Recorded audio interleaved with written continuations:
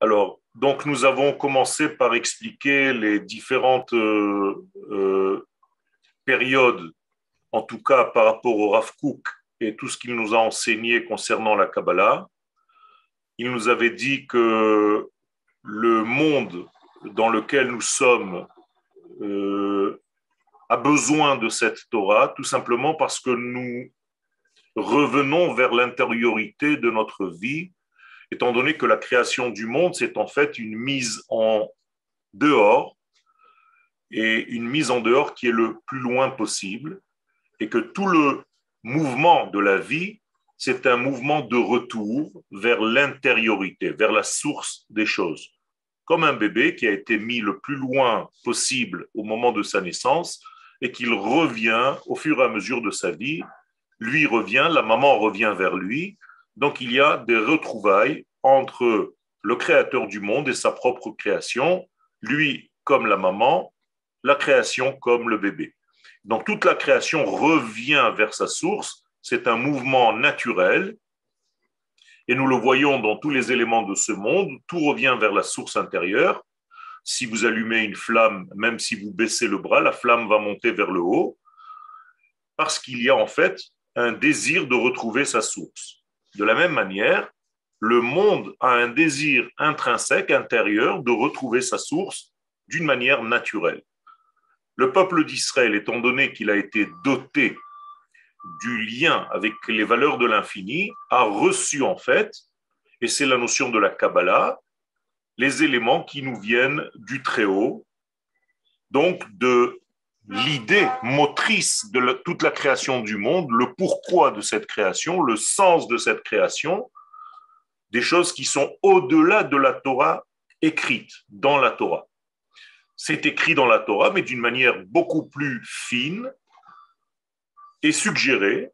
Et notre travail, c'est de décoder en fait le texte de la Torah, et c'est ce que fait le Zohar Kadosh pour tirer l'étincelle première, le Zohar. Zohar veut dire une splendeur, une grande lumière du texte de la Torah.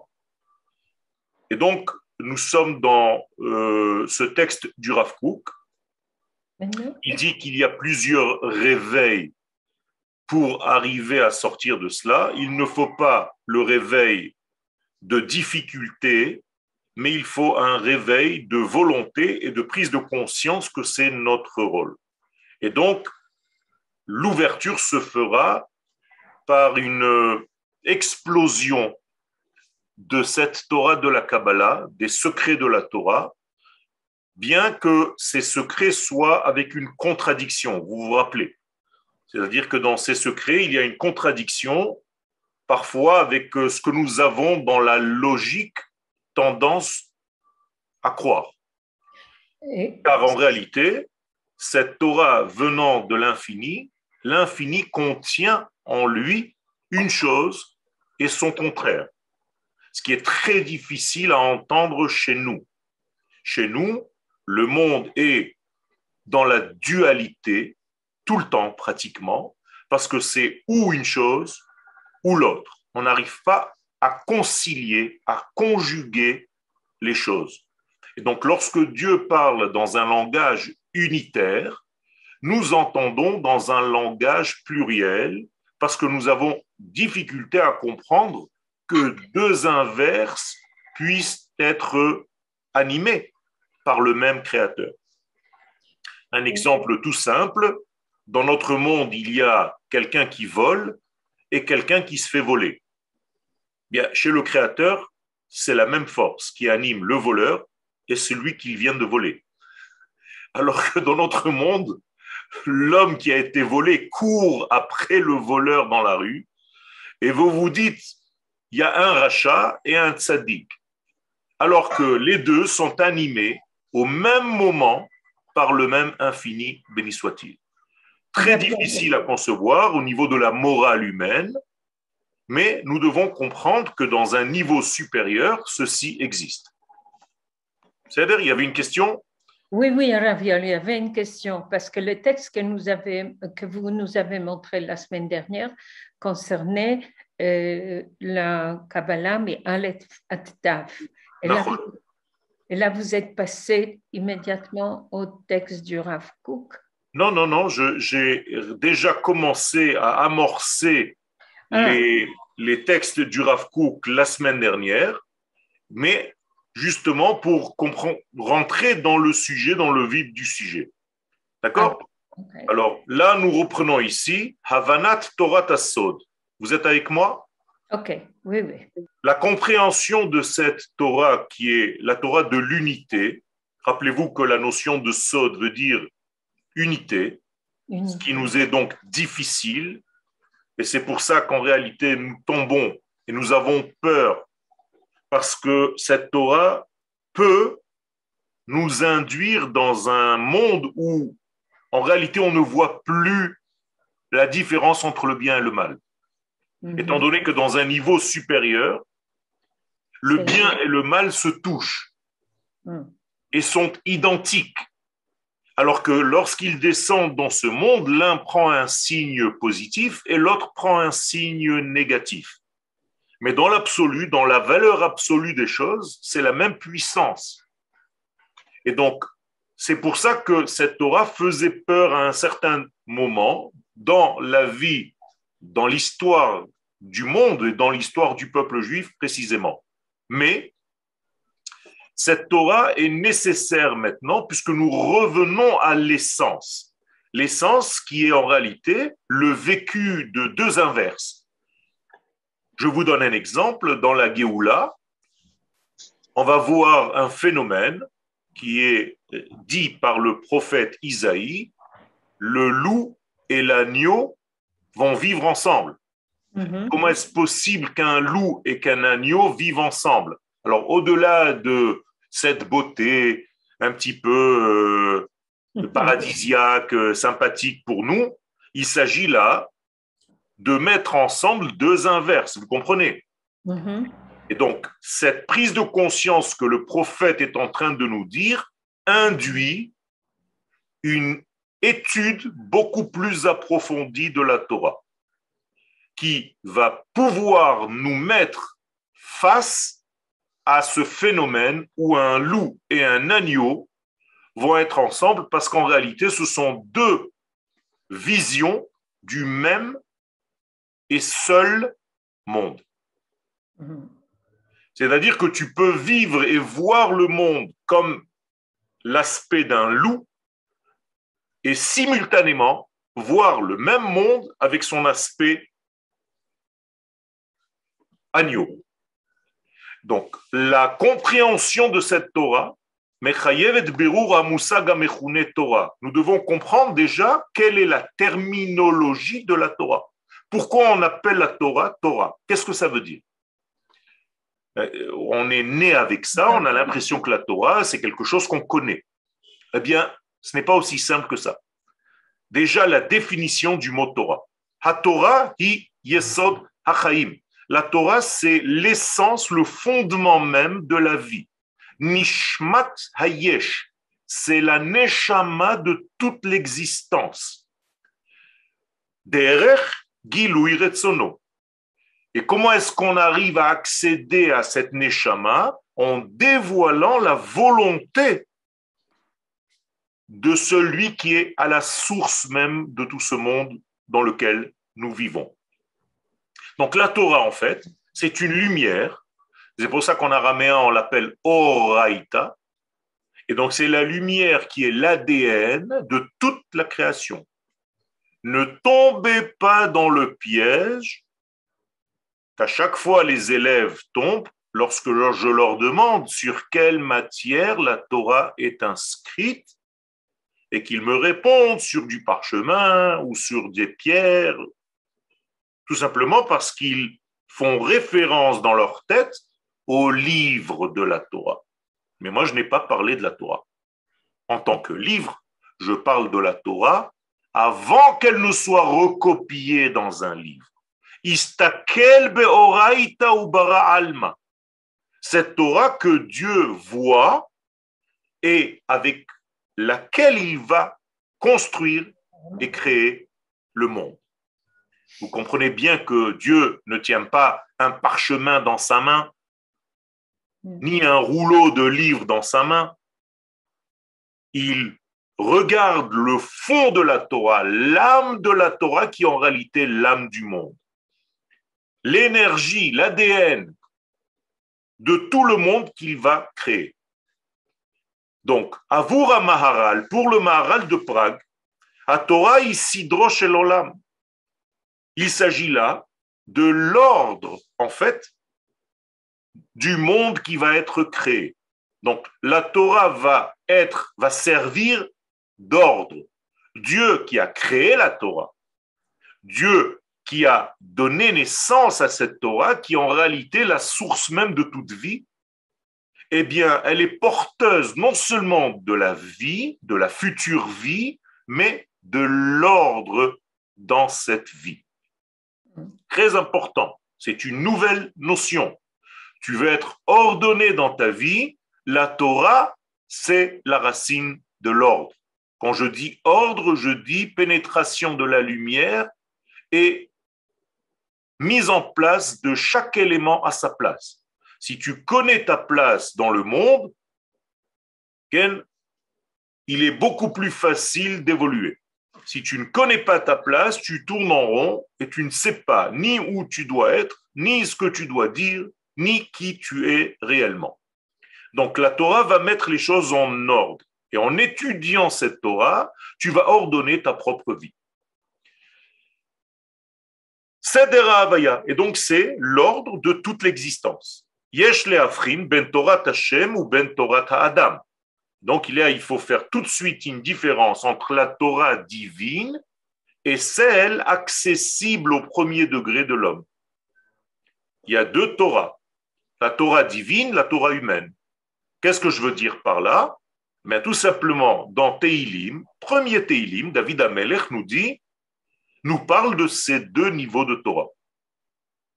Alors, quand on ne comprend pas, on lit le texte de Teilim comme s'il s'agissait d'un seul degré, mais en réalité, vous pouvez le voir, il s'agit de deux formes de Torah et je vais vous le prouver immédiatement.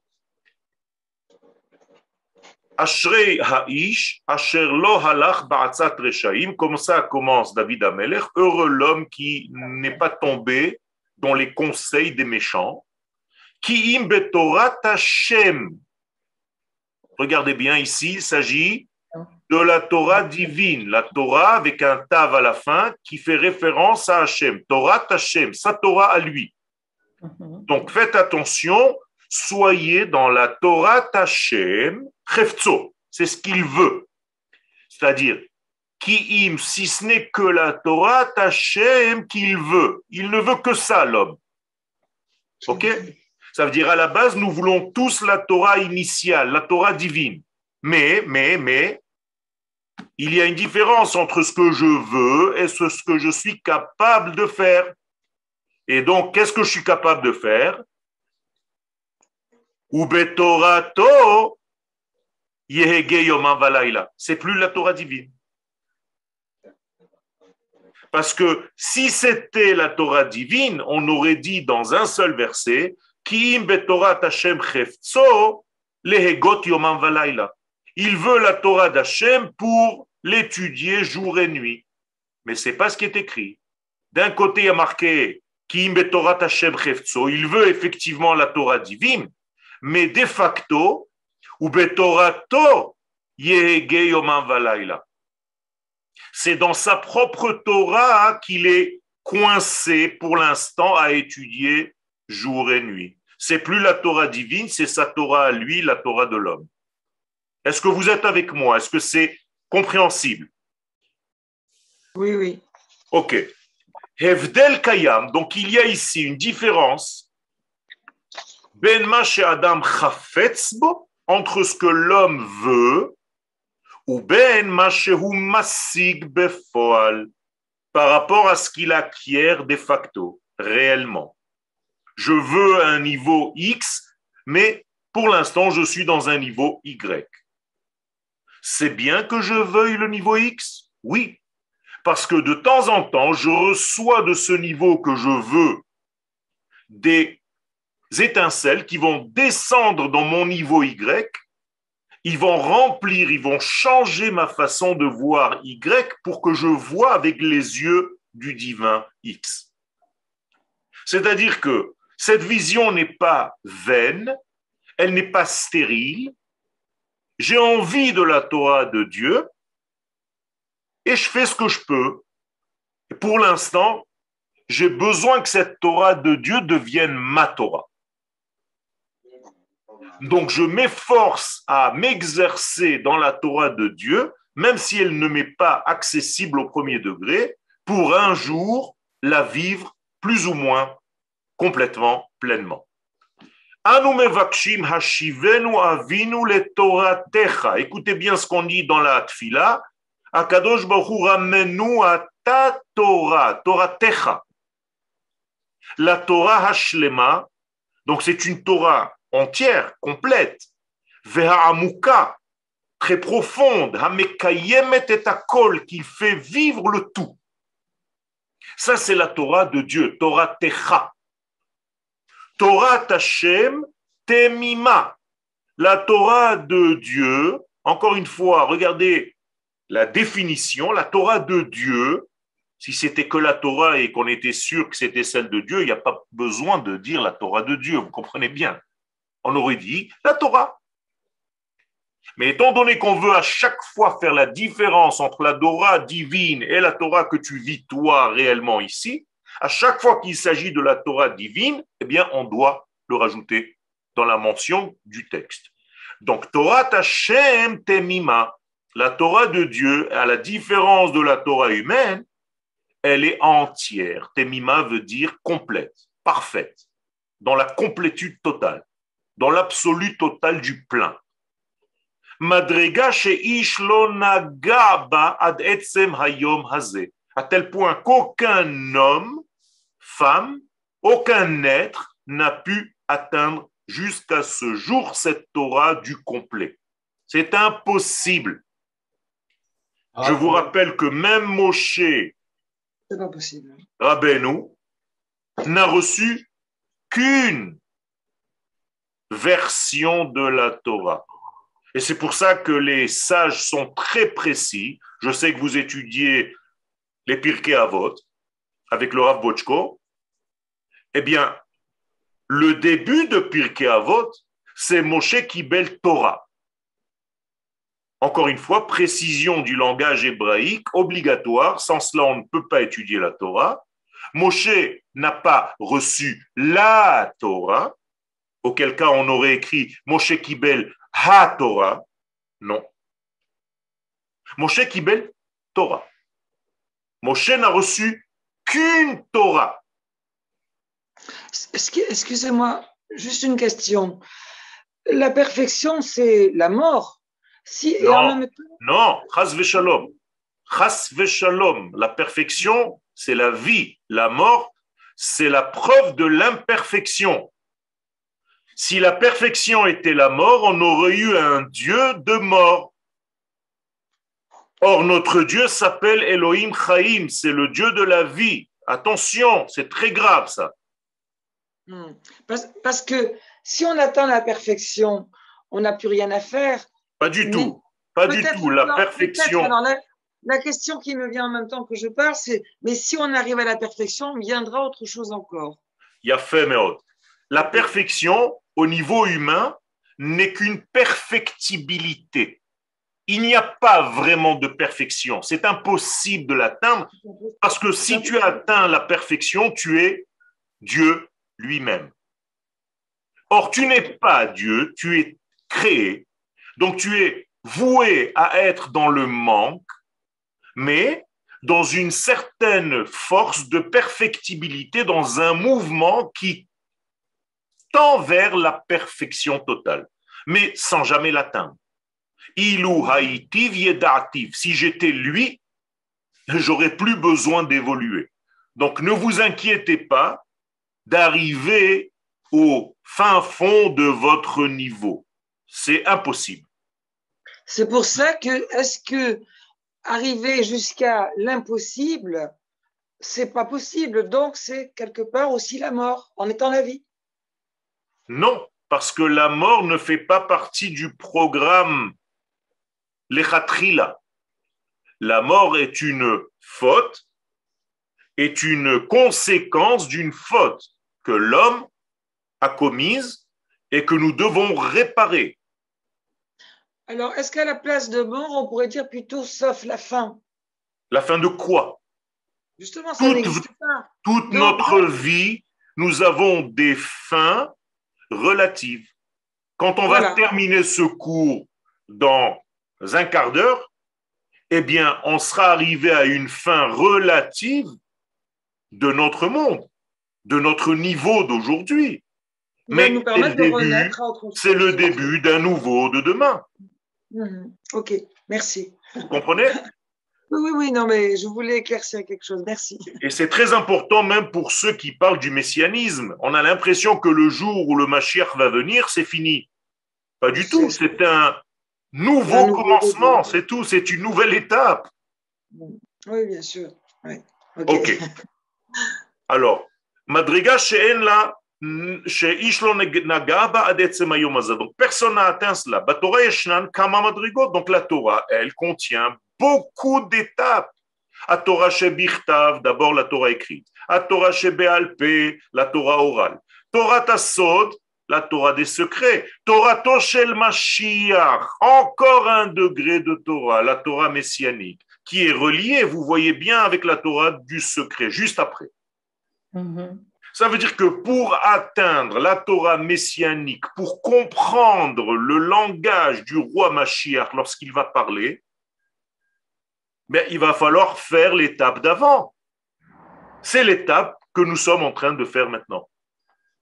Les gens qui continuent à étudier comme si nous étions 200 ans ou 300 ans en arrière ne s'apprêtent pas à recevoir le Mashiach. La lumière messianique sera trop grande par rapport aux ustensiles fabriqués par une étude qui n'est pas celle que je suis en train de vous proposer. Vous comprenez ce qui se passe là? Et ce décalage, Chas Veshalom, dit le Zohar, va faire exploser littéralement certains d'entre nous. Parce qu'ils n'auront pas les ustensiles adéquats, assez puissants, assez forts pour contenir cette Torah messianique. Donc ça va les perturber complètement. Et donc nous devons faire l'exercice nécessaire et suffisant pour atteindre la Torah messianique. Et Tzadat, Madrigat Torah, nous avons donc expliqué, et je reviens, que la Torah, avec le He, Ha-Torah, écoutez bien, tout est précis, Rabotai. J'ai essayé, avec l'aide d'Akadosh Baruch Hu, de vous écrire un texte qui n'est pas jeté comme ça. C'est un texte qui est dans la précision. Donc, quand je dis Madrigat, entre guillemets, Ha-Torah, c'est-à-dire la complétude totale, celle que nous ne pouvons pas atteindre, Hi Shoresh Kol Achaim. Ça, c'est la racine de toute vie. Seder HaOlam, c'est donc l'ordre du monde, de tous les mondes. Toutes les galaxies connues et inconnues. Batorah Uskeru Shne Etzim. Dans la Torah que nous avons reçue, on mentionne l'existence de 2 arbres. Précisément, on dit qu'il y a beaucoup d'arbres, mais on dit qu'il y a 2 arbres et on les nomme. Alors que les autres arbres, on dit qu'il y a Mikol Etzagan Achol Tochel. Tu pourras manger de tous les arbres du jardin. Mais on ne sait pas exactement leur nom. Et d'un coup, la Torah nous dit qu'il y a 2 arbres qu'elle va nommer. Etzadat Tovera, l'un qui s'appelle l'arbre de la connaissance bien et mal, et l'autre Etz Hachaim, l'arbre de la vie, ou l'arbre des vivants. Attention, c'est encore une différence, pas pareil. Par exemple, À Rosh Hashanah, vous êtes inscrit dans l'arbre de la vie, dans le livre de la vie ou dans le livre des vivants? Le vivant. Vous comprenez la différence maintenant? Alors que jusqu'à maintenant, si je n'avais pas fait référence à ce petit point, eh bien, vous répétez ce qu'on vous dit dans tous les cours. Il a été inscrit, Dieu inscrit-nous dans le livre de la vie. Vrai ou faux? Faux. C'est ce qu'on fait. Maintenant, vous comprenez les nuances. Et les nuances, c'est l'une des clés de cette Torah. Et Tzadat, alors maintenant, nous allons essayer de toucher ces arbres. L'arbre de la connaissance, Osek bebirurim, inerantim la metziut. L'arbre de la connaissance, c'est en réalité tout ce que nous pouvons faire, nous, avec notre cerveau reptilien, pour essayer de faire le tri à toute l'existence dans laquelle nous sommes, tout ce qui est inhérent à notre vie. Ça, c'est autorisé, moutard, ça, c'est interdit, assour, ça, c'est impur, tamé, ça, c'est pur, tahor, ça, c'est le bien, tov, et ça, c'est le mal, ra. L'autre arbre, Etz Chaim, Zot Torah Tasod, c'est la Torah du secret. C'est-à-dire, on met tout ce que je viens de vous dire ici, le bien, le mal, l'interdit, l'autorisé, machin, tout ça, c'est en un seul arbre. Il n'y a même pas de différence entre les nuances. Il n'y a pas de nuance. Incroyable. Torah Tasod, c'est la Torah du complet, de tout en même temps. Amegala et Amashmaout shel hakol, qui va te donner en réalité le sens du tout, de l'entier. Ou chez les chol davar yeshna mashmaout.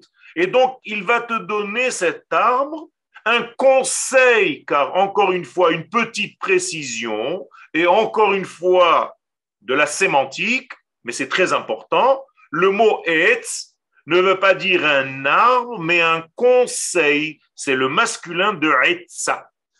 Etz ve'etza. Un arbre et sa femelle.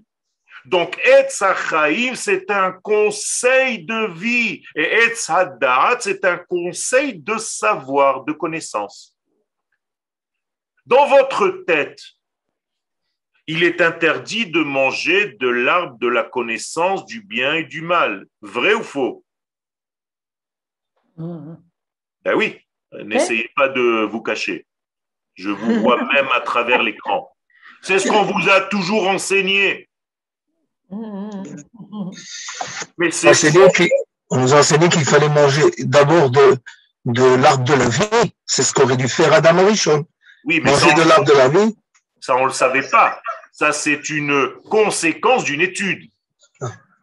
Puisque le vrai texte, le premier texte, c'est quoi? Mikol et Tzagan. Mikol Tochel. Mikol. Tous les arbres. De tous les arbres, tu mangeras. Si tu veux me dire ne mange pas d'un arbre, tu me dis Tochal misé, chutz misé. Là, tu me dis mange de tous, y compris de l'arbre de la connaissance du bien et du mal. Par contre, quand tu vas manger de l'arbre du bien et du mal, tu risques de mourir. Donc, je te demande de le manger, puisque je t'ai dit le verset d'avant de le manger, mais trouve-moi une combine de ne pas mourir quand tu le manges. C'est ça que ça veut dire. Alors, vous êtes arrivé, comme nous l'avons déjà exprimé, à ce patent. C'est-à-dire, on a trouvé la combine, il aurait fallu manger de l'arbre de la vie, et une fois qu'on aurait été vivant complètement, on n'aurait plus eu de mal à manger de l'arbre de la connaissance. Avec des mots simples, on aurait dû rentrer dans la yeshiva des secrets avant de rentrer à l'université. Alors pourquoi Kadosh Baruch Hu n'a pas donné cette chokhma à Adam et à Hatrila? Il a donné cette chokhma à Adam, les Hatrila. Seulement Adam a voulu que nous soyons ici aujourd'hui dans Yeshiva Online pour étudier. Et donc il a fait en sorte, d'après la Kabbalah, voyez encore une fois une stira, une contradiction qui est difficile à avaler.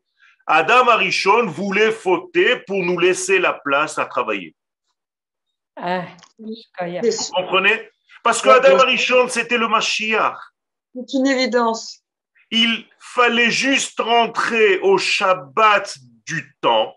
C'est ce qui était quelques heures juste après sa création, et c'était fini. Et on aurait chanté Mashiach, Mashiach, enfin lui tout seul.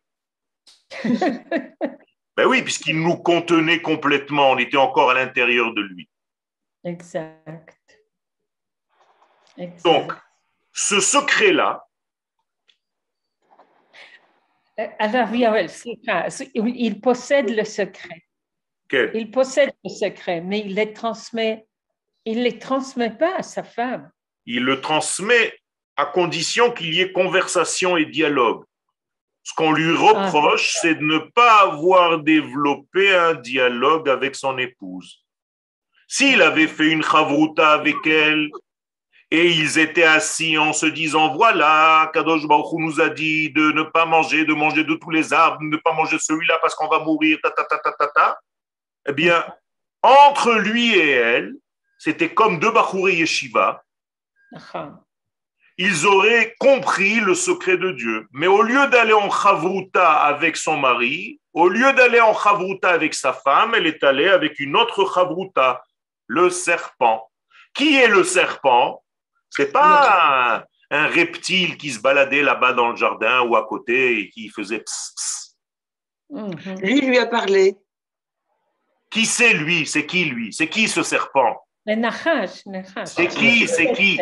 Ayetzer. Non, c'est pas son Yetzer. C'est naturel. C'est son intelligence, son cerveau reptilien. Vous croyez que ça vient d'où, le cerveau reptilien? C'est-à-dire que je vais vous le traduire avec des mots d'aujourd'hui. Si tu fais confiance à ton intelligence par rapport à ce que Dieu te dit, tu vas tomber dans l'erreur qu'est tombé Adam et Chava. Parce que parfois, des choses ne sont pas logiques. Et ton cerveau va te dire, attends, c'est pas logique ce que tu es en train de me dire, je suis désolé. Même si c'est Akadosh Baruch Hu qui l'a dit. Parce que tu fais confiance à qui? À ta chavruta, cerveau reptilien. Moralité, il faut faire très attention quand on rentre à l'université parce qu'on retient là-bas des informations, des secrets de la vie, puisqu'on nous enseigne des secrets de la matière, de la chimie, de la physique. Mais il nous manque l'essence de la vie avant. Donc, il aurait fallu faire un petit détour à la yeshiva avant de rentrer à l'université. Mais on fait l'inverse. Donc, une fois que tu es tordu avec un cerveau européen basé sur la philosophie grecque qui a pris la place de la prophétie à un moment donné dans l'histoire, eh bien, chaque fois, tu fais plus confiance à ton cerveau qu'aux paroles de la Torah. Donc, tu as du mal à lâcher prise ton cerveau à un dire qui nous vient de la Torah. Pourquoi ne pas manger du cochon? C'est une interdiction que mon cerveau ne comprend pas. Donc, je refuse de le faire. C'est très bon le cochon pour la santé. Les médecins le disent. Pourquoi Akadosh Baruch Hu vient m'embêter, descend sur terre dans mon petit niveau à moi, vient s'ingérer dans ma vie et m'interdit de manger telle et telle chose, mais qu'il reste dans son ciel. D'ailleurs, je vais construire une tour pour supporter le ciel pour ne pas qu'il descende vers moi. C'est ça la tour de Babel. Vous comprenez ce que ça veut dire? Mais si on n'étudie pas la Torah de cette manière-là, alors la tour de Babel, vous allez vous dire c'est des gens primitifs, des imbéciles. Mais pas du tout. Jusqu'à aujourd'hui, certaines personnes ont peur que le ciel descende, leur tombe sur la terre. Qu'est-ce que ça veut dire? Ils ont peur que Dieu vienne intervenir dans les vies, dans la vie de l'homme. On n'a pas envie que Dieu descende et qu'il s'habille dans la politique. Alors laissez la politique à César et laissez Dieu en haut. Vous comprenez comment ça marche? Rav, est-ce que, Quel? est-ce que la notion de, donc, si j'ai bien compris, de Torato, qui était dans le verset dans les Tehillim, c'est équivalent donc de Torah dans la Mishnah, et inversement, Torah Tachem, c'est à Torah, avec le V, chez Non, les sages. Torato, oui, exactement. Torato, c'est l'homme, c'est ce qu'il va développer après. Et Ki im betorat Hashem, c'est la Torah divine, le complet. Donc j'ai en fait deux Torot, j'ai deux niveaux. Et sans arrêt, je dois faire le voyage entre les deux. C'est-à-dire que dans mon niveau subjectif, parce que je suis humain, je suis dans la subjectivité, c'est ma Torah, c'est ma manière à moi de comprendre. Mais à chaque fois, il faut que j'aille dans l'autre niveau, dans sa Torah, lui, pour savoir ce qu'il a dit et savoir si ses conclusions correspondent à mes conclusions. Et si ça ne va pas, je vais faire confiance à qui? À ma Torah ou à la sienne? Chayavim à la sienne. Ah, Chayavim à la sienne, mais c'est pas ce qu'on fait. Chacun s'arrange pour finalement faire sa propre Torah. Et on se fait tous des remises dans notre vie. Et ce qui nous arrange, finalement, c'est ce qu'on fait. Soyez honnêtes. En fait, il n'y a pas de possibilité de dialogue entre la Bina et la Rochma. Il n'y a pas de possibilité de Da'at sans ce dialogue entre la Bina et la Rochma. Exactement. Donc, sans arrêt, je dois, moi, féconder mes deux cerveaux, le cerveau droit de la Chokhma et le cerveau gauche, pour qu'il y ait en réalité ce qu'on appelle dans la Kabbalah un zivoug. Je dois réveiller ce zivoug avec mon désir en bas, d'homme, pour qu'en haut, papa et maman, qu'on appelle papa et maman, bientôt on va le voir, soient en rapport entre eux, parce que chaque rapport entre eux, dans ces deux cerveaux que je viens d'indiquer, vont faire descendre des bébés qui vont me donner en réalité de nouvelles connaissances.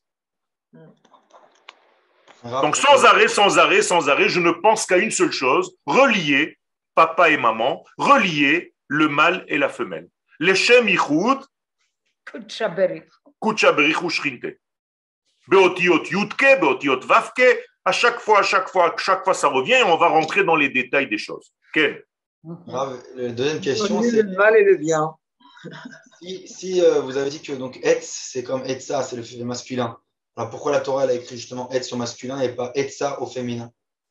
Tout à fait, parce qu'en réalité, le Etz, c'est la source et la Etza, c'est le résultat. Et comme nous sommes encore à la source de la Torah, on ne nous demande pas de manger des résultats, mais des sources. La preuve, Mikol Etz Hagan Achol Tochel. Tu manges des arbres, toi?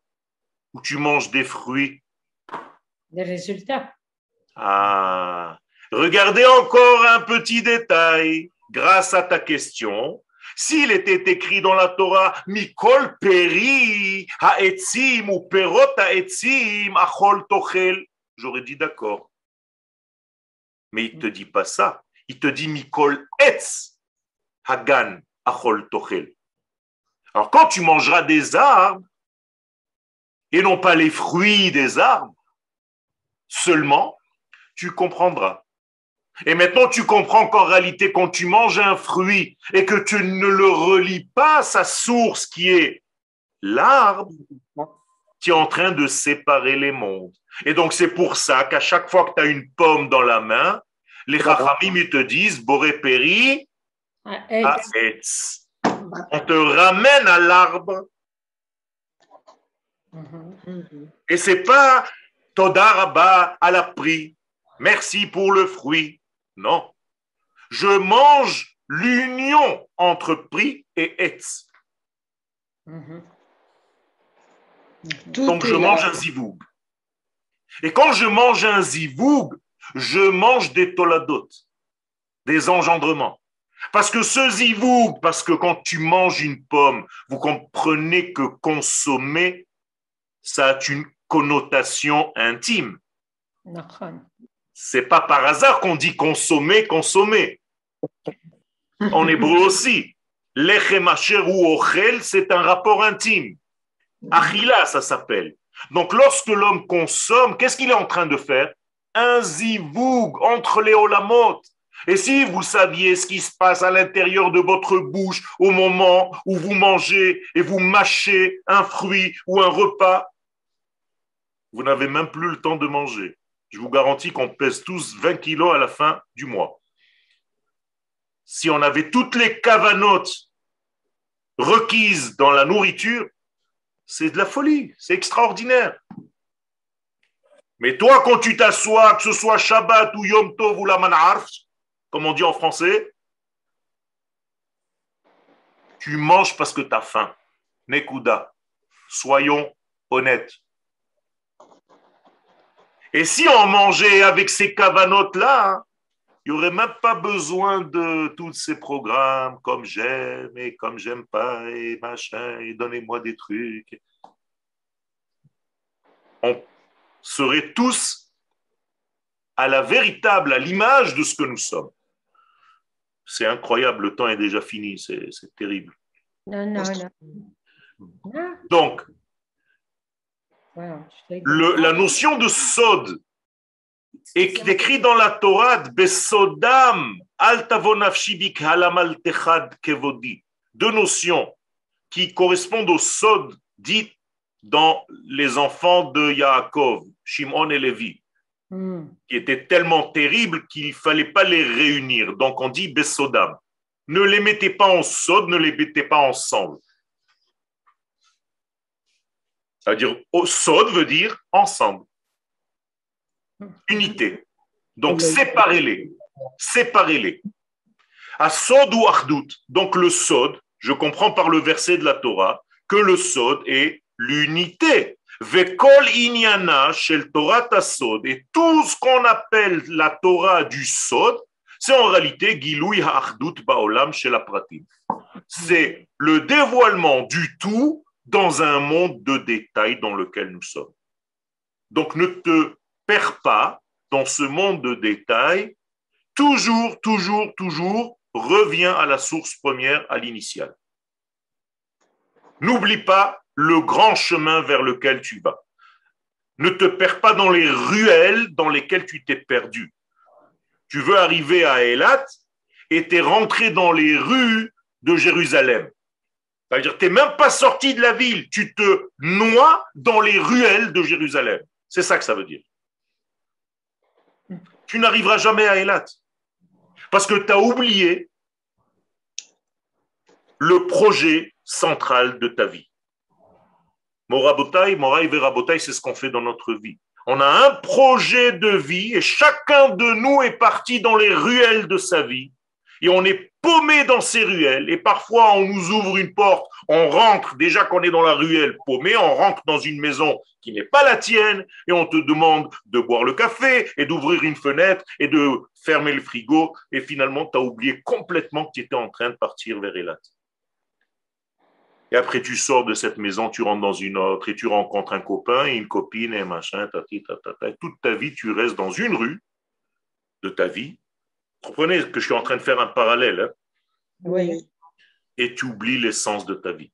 Voilà le but de cette Torah des secrets.